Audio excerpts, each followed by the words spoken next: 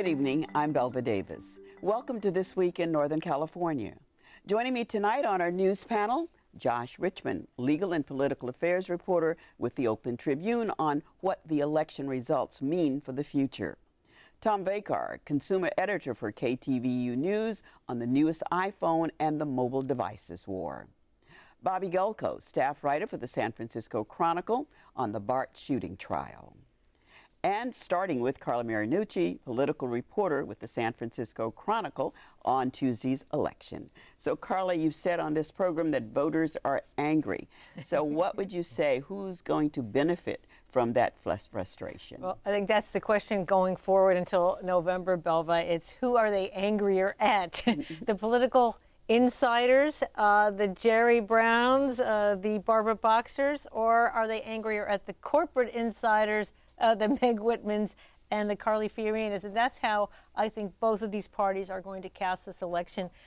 We saw that there's no doubt about it. This is going to be an epic battle in California, and the whole country is going to be watching it because so much is at stake for the Democrats, for Barack Obama, if the Republicans can get these two seats.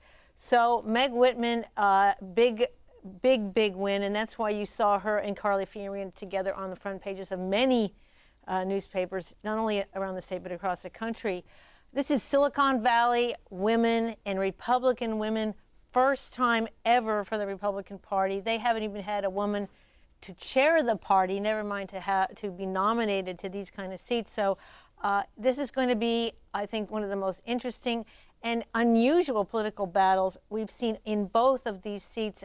When you talk about Meg Whitman, someone who has never run for office before, versus Jerry Brown, who's trying to get back the job he had 35 years ago, in age, in money, in political experience, in outlook.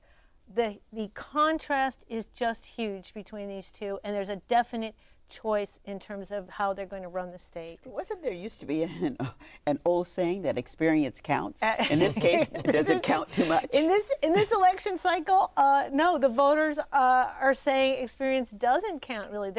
We're seeing it across the country. They want fresh faces. They want, they're angry at the incumbents. The question is, Jerry Brown is such a political chameleon. He's already casting himself as a political outsider, saying he has the insider's experience, but the outsider's mentality. Doesn't this really change the public face of the Republican Party in California forever? Oh, it does. In the Republican Party going up and down their whole ticket, they got a huge makeover. This was a white guy's party for a long, long time, and we saw Meg Whitman, Carly Fiorina. We saw Abel Maldonado, a Latino, in the lieutenant governor spot.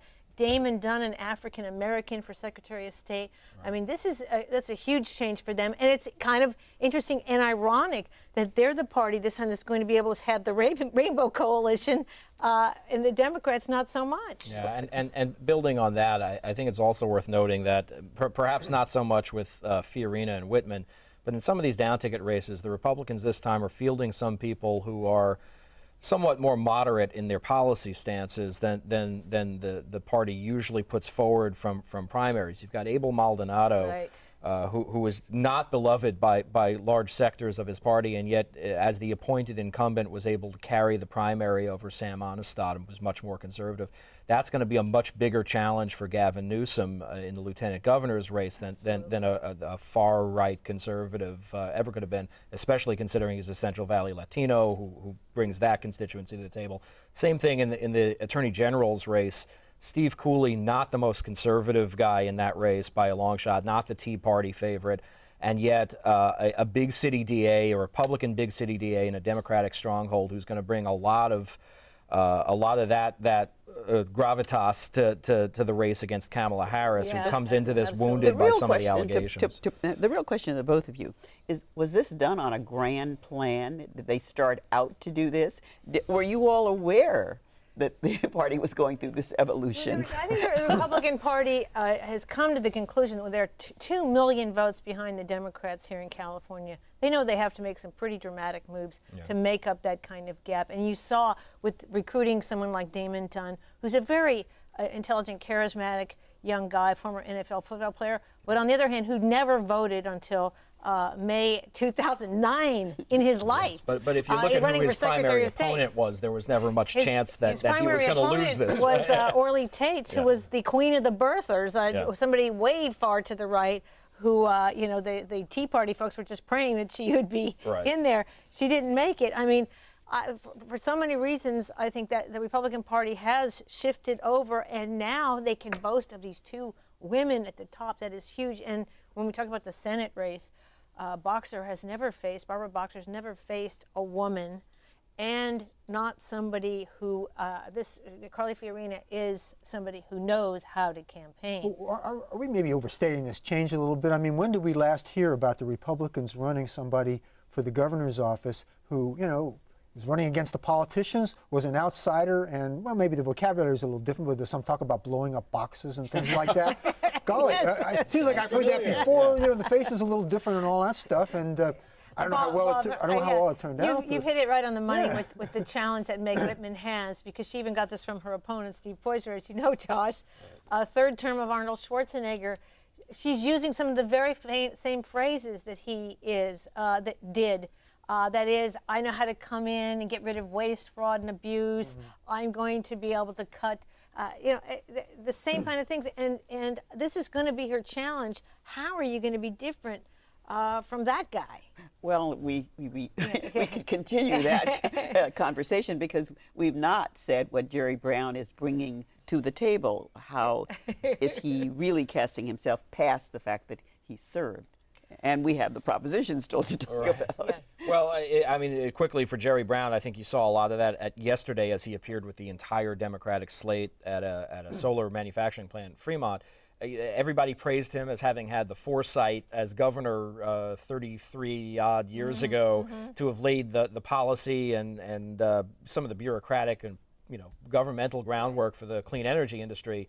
But then he quickly said, well, let's not talk about 33 years ago. Let's talk about the next 33 years. So they want people to know that he's been here and done this and did it well, but that they're looking ahead, to new technologies, to new ideas, and they want him to be the avatar of that kind of thing. Yeah, in both parties you saw this week stressing with the campaign sign jobs. It is about jobs for both of them. And the Democrats this week at the event Josh and I were at, both stressing green jobs, high-tech jobs, stem cell research, solar, their drill baby were jobs of the future. The Republicans saying these guys are owned by labor.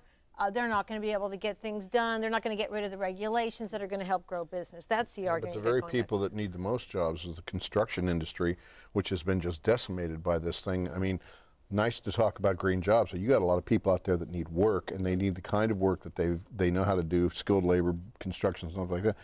Do any of these guys have any real solution for this? Are we going to, because most of the evidence seems to suggest that we're going to be nationally over 9% even through next year unemployment, and that's probably going to be higher in California. Well, this is where I have to say, both candidates have to come up with real details. Meg Whitman has said she's going to create 2 million new jobs in her first term. 500,000 jobs a year. That's a very big lift, but yet Jerry Brown, no details from him yet either exactly on where his job's going to come from. So tell us about Propositions 16 and 17. On the ballot measures, I think the story is a little bit of the converse of the candidate story. Money can't buy you love is the song they should be singing this week. $46.4 million from PG&E was not enough to get Prop 16 over the top, because people generally saw it as a very self-serving and very focused plan to protect a power utility monopoly in that case. Similarly, on Prop 17, the auto insurance measure, $15.9 million from Mercury Insurance could not buy a win in this case. It goes to show you that money really is the gateway to get something onto the ballot. It is not necessarily the solution to getting it passed. You have to have a message that's working with people, and I think PG&E went into this as a wildly unpopular company for other reasons, perhaps. The smart meters. The smart meters. Didn't help them in the ballot. Yeah, so money in fact cannot buy you love when it comes to the ballot box on a ballot measure. Yeah, and Could the very language that they used in their commercials have been harmful, might have harmed their chances of... Well, they were trying to get nestled down there into people's consciousness with the barrage of direct mail and advertising, and I think it does wear on people after a while. And in both cases, you had David and Goliath battles going on between the consumer advocate types and the big corporations. Yeah, there wasn't a lot of money against 16. And they were widely outspent. Both of the consumer guys were widely outspent with both of these, and yet were able to battle back, I think. But in the end, I think voters voted their own self-interest. They looked at PG and they said, here's a company that wants to have a 2/3 majority vote on any competition that we might have, but all we want to do is get a simple majority to impose that on the public. And you had Mercury Insurance saying this is going to be really good because you can take your discount. When you really read the proposition and said, wait a minute, if you have any break-in in your coverage, they can do crazy things to your rates, and there's really nothing you can do about it. Yeah. But when, I don't know if money bought love on Prop 14, but some of the same sorts of interests finance that considerably greater than the opposition to the primary measure. Yeah, you can describe it, but it was pretty well funded and pretty well corporate funded. Which is going to be an amazing thing to watch as this unfolds. I mean, I think first and foremost, everybody should know there's going to be lawsuits. I mean, this is not going to just happen, as intended. But yeah, funded by the Chamber of Commerce and by Governor Schwarzenegger, in part by his dream team and such. I think people, I think this was a symptom of people really being upset with the way that government is functioning. And anything that they were told would shake that up was going to be popular. I'm not even sure a lot of people really grokked what this does, but it does something, so they reacted well to it. Well, we're going to have to move to a trial in Los Angeles where people are upset. That is the family of Oscar Grant, a young man shot in a BART station here. That trial of the police officer Messerly started this week. Bob, you've been covering that. Why was the family so upset? Well, I got to say, I'm covering it from a distance. We have a reporter, Damien Bull, on the spot who's briefed me, and I've tried to follow all the coverage, and I've followed the case before. But to return to your question, why were they upset? Because the jury that was sworn in to hear this case includes no African Americans. Oscar Grant is black. Johannes Messerly, the officer charged with murdering him, is white. Does this matter in terms of the verdict? Hard to say. There's no particular scientific reason to think that black jurors will vote different from white jurors or Hispanic jurors, and there are 4 Hispanics on this jury. Where I think it could matter is the credibility of this verdict. If Johannes Messerly is acquitted, and his defense in this was he thought he was using a taser instead of a gun when he shot Grant on the back on New Year's Day of 2009. If he's acquitted by a jury that includes no blacks, by one that, in a case that unfortunately, to my perspective, is not being televised, that's being tried in Los Angeles because of the tensions in Oakland, the prospect that jurors would have to walk through picket lines and so forth. The judge didn't want to take the chance of, jeopardizing the right to a fair trial. If he walks, and, who's to say what the evidence is going to show? There are going to be many people in the Oakland minority community who say, Simi Valley all over again. We saw what happened that time. What's so interesting about this case is the number of onlookers who had the cell phone coverage. We're seeing various cases here. Oscar Grant himself took am I right? Yes. Explain what he had on his phone. Yeah, the frame that was shown during the opening statements by the prosecutor David Stein was a photo, a still taken by Oscar Grant of Johannes Messerly there with his taser out of his holster and looking at him, which I think the prosecution will use as saying, he'd already taken the taser out. It looks different, it feels different, it's on a different hip. He knew the difference. And in fact, there was also a video that was shown during the opening statements that showed Messerly looking at his holster. Now today, Friday, there was testimony by at least 3 people who took videos of the scene. And boy, there's a lot of videos in this. There's a lot of video here. All of whom said they did not see Grant apparently resisting. This is going to be a big issue because the defense will be a lot of resistance, a lot of chaos. Someone heard Messerly say, "I'm going to tase him." He thought he was doing it. There'll be expert testimony by the defense saying the sort of taser panic, taser confusion, and the like. Well, the evidence from the prosecution today was no sign of resistance by Grant, and in fact, there's also going to be evidence that when Meserly got back to the police room, he didn't talk to a colleague, mention anything about tasers. He will simply say, thought the guy had a gun, which kind of supports the idea that he really did know he was shooting him. Then his defense attorney said that in his arguments that he thought that his client thought that that it was a taser. That Oscar Grant had a gun. Or that he thought that Grant, at the very least, he couldn't see his arm, that he was struggling, he was resisting. Michael Raines, the defense attorney, said he fought him for 12 seconds. Well, we're going to see dueling videos and freeze frames, or the people covering the trial are going to see them. And who's to say? Another interesting thing we don't know is if Meserly is going to testify. I think he will. I mean, it's just an inexpert guess.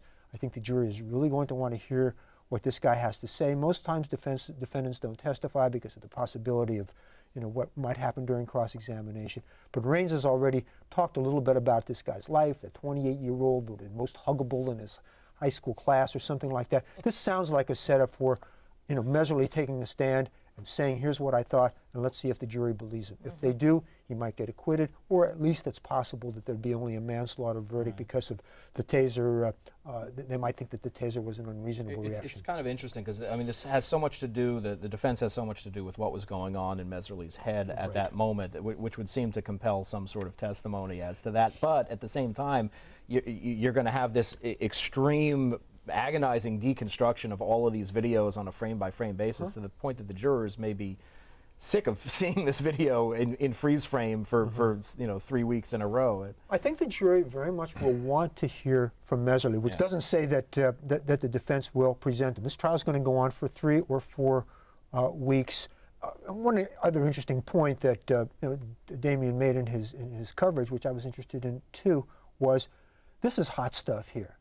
In Los Angeles, it's not a case that people know very much about, or maybe even have come to care very much about, at least so far. I mean, who's to say what will happen as the coverage goes along? There's a demonstration scheduled for Monday. There's not a lot of electricity in the air on this one just yet. The courtroom has been full, but it's a small courtroom, mostly media and Grant's family. As our reporter down there, Paul Rosinski, observed this week, most of the crowd is headed to Michael Jackson's doctor's trial down the hall once that gets started. All right, fair enough. And there was one point of controversy when the judge ruled that Oscar Grant's past arrest could be used. Yeah, I mean, the defense wants to make the point that he was the kind of person who might resist arrest because of his record. It's interesting because Meserly didn't know anything about his record. Nonetheless, the judge said that that you can show this to bolster the defense case that he did in fact struggle. And the videos, from what I'm told, it's hard to draw a conclusion. We'll see a lot more freeze frames and experts. Yeah. Interesting to note that I covered this earlier this week, that BART changed its taser policy completely in the wake of this, and the chances that this will happen again are greatly reduced, but clearly they felt they didn't have the right policy in place. Well, Tom Baker, we've been talking about phones and how people are using them, and this time it was for the video. But this week, Steve Jobs was around presenting his new iPhone, and that's supposed to intensify the whole war of these mobile devices. That really... what's it called? The iPhone? It's the iPhone 4. I think the real story is the war that is going on. It's already fully engaged. But every time Steve Jobs comes out with some miraculous device, initially the original iPhone, competitors look at it and they go, my God, we need to do something about this. And now we're starting to see a bunch of smartphones. In fact, of the 230-some million cell phones out there in the public, 46 million of them already are smartphones. And these are phones that are basically mini computers that have many programs called applications that you can either get for free or buy for these things. And there are really, at this moment, 9 major competitors, including the iPhone. There are 9 others. There are things like the BlackBerry, the Motorola, Blackflip, the Droids, the Evo. All these things are out there, and all these companies are jumping on the bandwagon because they know that the public is quickly gravitating towards this kind of device. They have cameras. They have all kinds of other things. Now, in the case of the iPhone, it has gotten so sophisticated that you have to begin to wonder these phones getting a little too smart? Are they getting a little ahead of themselves? Because in this case, one of the things that was touted was that the new iPhone has video editing capability. You go out and you shoot something, and then you edit it and you make your own little program. Well, I got to tell you something. Most folks have trouble just shooting the video. Now putting it together and editing it is not going to be something that's going to be a big audience grabber for these phones, and yet they become ever more sophisticated with ever more kinds of activities, and as a result they are highly customizable, but at the same time they're very confusing to a lot of people, and there are an enormous number of them. And at the same time, we saw, I mean, how can anybody, there's so much bandwidth and everything being taken up with this. We saw AT&T say people are going to be put on a diet. They can't, they don't have the capacity to handle iPad, iPhone, and everything else. I mean, here's an iPad. Yeah. Here's an iPhone. All of these use a very, very precious thing called bandwidth. And what that means is that even Mr. Jobs, when he was showing this phone off, there were about 500 people in this audience of thousands that actually had active laptop computers going, their iPhones and all this stuff. Well, they were eating up so much of the bandwidth, the demonstration that he wanted to make couldn't happen because it basically slowed it down and shut it down. He absolutely turned around and asked the audience, will you please turn your device off so I can demonstrate this? Well, it says two things. Number one, it shows you how really attached we are getting to these things. And number two, it is a shot over the bow, a warning to everybody that unless we increase the bandwidth and the number of nodes that are out there, that we're going to just head for a big traffic jam. But having said that, the appetite for these things at $400, $500, $600. Now, in the case of the Apples, they're a little bit less expensive if you get a contract. But the point is, people are willing to spend hundreds and hundreds of dollars on these things in order to have these customizable mini computers. And as a result, this is one of the most important industries, so much so that Apple Computer is now worth more than Microsoft, if you can imagine that. That's amazing. This was a company that was on life support not so many years ago, and now it's worth more than Microsoft. So it tells you that the smartphone wars are fully engaged, and they're engaged in several ways. One has to do with the phones themselves. Two has to do with the carriers offering all kinds of deals. And then third is a little bit more muddy thing, but it's really important. It's called the operating system, whether or not it's going to be available to just about any developer who wants to make these apps for these things, or if it's going to be like the Apple system, which is fairly closed. You have to kind of go according to their rules. On the other hand, Apple has 225,000 apps. Nobody else in the business comes even close. So it's an enormous war that's going on. So this is the nearest I've gotten to an iPad. Many people are saying they don't want to travel with their computers anymore. They just want to travel with this little thing. Well, that's only been out a few weeks itself, or months anyway. Well, the thing that's interesting about this is that maybe for folks my age and maybe a little bit younger, this is a nice thing to show pictures or little things that you might have done. I'm in the media business, so I do that. But I think for younger people, they look at this and they say, you know, this really could be my computer. And if that's the case, then that's going to completely revolutionize the computer business.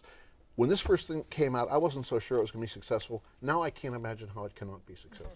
Okay, the war is on. It is. Lots of devices. There's more than an iPhone out there that can do wonderful things, and there are people out there that are going to try to show us all what they can do. And plenty of stuff online to compare them. Okay, well, my thanks to all of you for joining me here tonight.